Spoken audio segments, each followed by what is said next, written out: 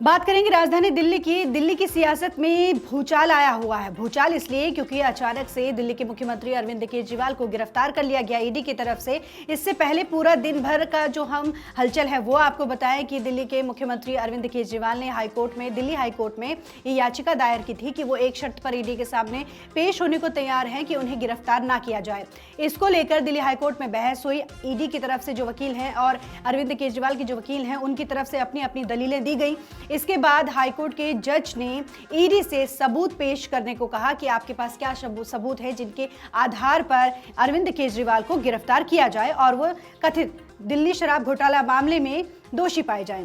इसको लेकर पूरा जो है कोर्ट में बहस चली। इसके बाद जो सबूत हैं वो देखे गए और इसके बाद इस पूरे मामले को लेकर 22 अप्रैल को अगली सुनवाई कोर्ट की तरफ से दी गई। लेकिन इसके बाद जैसे ही अरविंद केजरीवाल अपने आवास पहुंचे, इसके बाद देर रात ईडी उनके आवास पर पहुंची और इसके बाद ईडी ने अरविंद केजरीवाल को गिरफ्तार कर लिया। वहीं दूसरी तरफ बीजेपी की तरफ से इसको लेकर भी रिएक्शन आ रहे हैं। कपिल मिश्रा बीजेपी नेता है, क्या कुछ कहना है उनका वो आप जरा सुनिए। गिरफ्तारी सुनिश्चित थी, जिस प्रकार का उन्होंने रवैया अपनाया और कल हाईकोर्ट ने जो गिरफ्तारी पर रोक लगाने से इनकार किया, उसके बाद ये स्पष्ट था इस भ्रष्टाचार के तार अरविंद केजरीवाल के घर तक जाते हैं। 6 साल का दिल्ली की जनता का संघर्ष ये अब न्याय की ओर जा रहा है। मनीष सिसोदिया, सत्येंद्र जैन, अरविंद केजरीवाल, तीनों की राजनीति का अंत तिहाड़ जेल के अंदर ही होना था।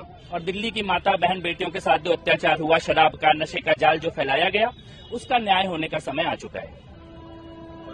कह रहे हैं कि आप केजरीवाल को अरेस्ट कर लोगे लेकिन उसकी सोच को अरेस्ट नहीं कर पाओगे। अरविंद केजरीवाल की सोच के ज्यादातर लोग ऑलरेडी तिहाड़ में ही हैं या देश की अलग अलग जेलों में हैं। इस प्रकार की अपराधी सोच की जगह जेल में ही होती है। और आम आदमी पार्टी जो रवैया अपना रही है वो चोर मचाए शोर, इसके रवैया है। उनके किसी भी व्यक्ति को देश की किसी भी अदालत से जमानत मिली नहीं है।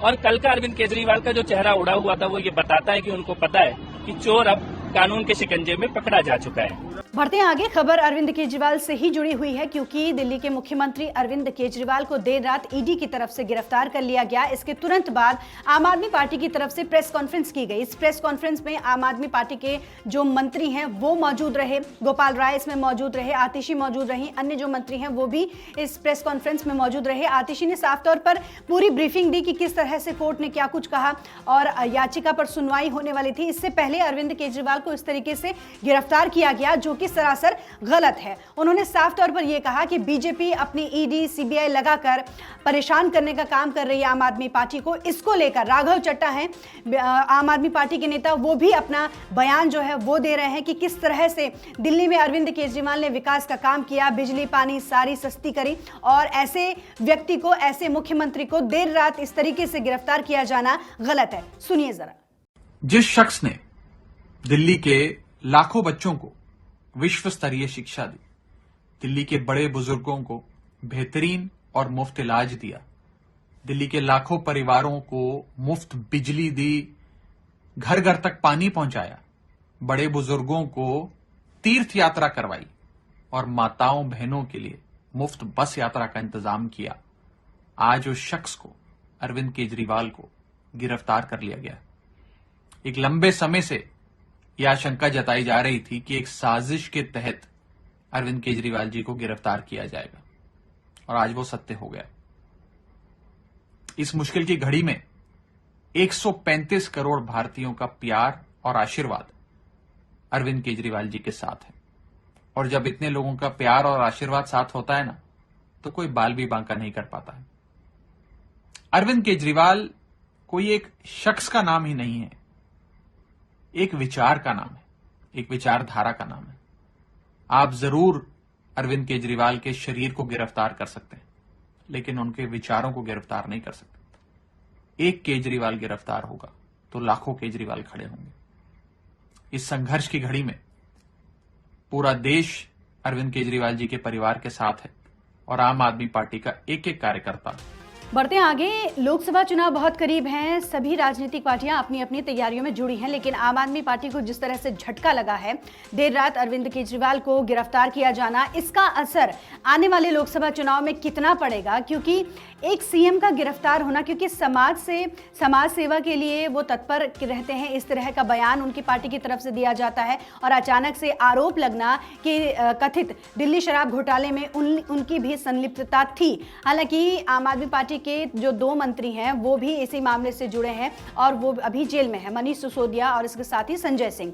अब अरविंद केजरीवाल को गिरफ्तार किया गया है। एक और जहां लगातार आम आदमी पार्टी की तरफ से ये कहा जा रहा था कि उन्हें परेशान किया जा रहा है, उनके सीएम यानी अरविंद केजरीवाल को कभी भी गिरफ्तार किया जा सकता है, इस तरह के बयान लगातार आम आदमी पार्टी के मंत्रियों की तरफ से दिए जा रहे थे। लेकिन जिस तरीके से देर रात 21 मार्च को जिस तरीके से ये पूरा सिनेरियो हुआ, अरविंद केजरीवाल को गिरफ्तार किया गया, इसका अब आम आने वाले लोकसभा चुनाव में क्या असर पड़ेगा, जनता के बीच क्या मैसेज जाएगा।